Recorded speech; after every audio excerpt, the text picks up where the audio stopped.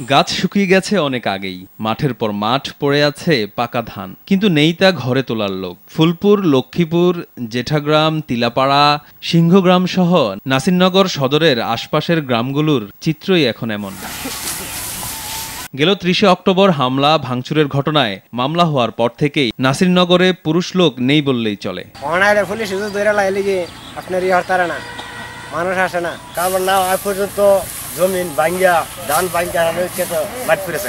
খেলার মাঠে রাস্তাঘাটে অনেক মানুষ ব্যাগ লইয়া বার খাসি লইয়া করে লাইন ধরে, এইবার তো লোকজন দেখি না। সময় মতো ধান কাটতে না পারলে ফসল নষ্ট হওয়ার আশঙ্কা করছেন অনেকেই। এই আতঙ্কের কারণে মানুষ শ্রমিকরা আমাদের জমি কাটার জন্য আসে না বয়ে, এই জন্য আমরা জমি কাটতেছি না, আমাদের জমির ফসল নষ্ট হচ্ছে।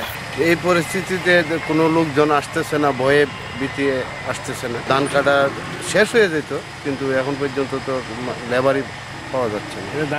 তবে পুলিশের দাবি, নিরপরাধ কাউকেই গ্রেপ্তার করা হচ্ছে না। আমাদের ঊর্ধ্বতন কর্তৃপক্ষ সহ আমরা সভা করে তাদেরকে বলে দিয়েছি, তারা যারা নিরপরাধ ব্যক্তি তারা অবশ্যই বাড়িতে থাকবে, এলাকায় থাকবে, এবং তাদের যে আমন ধান কাটার মৌসুম তারা স্বাভাবিকভাবে আমন ধান কাটবে।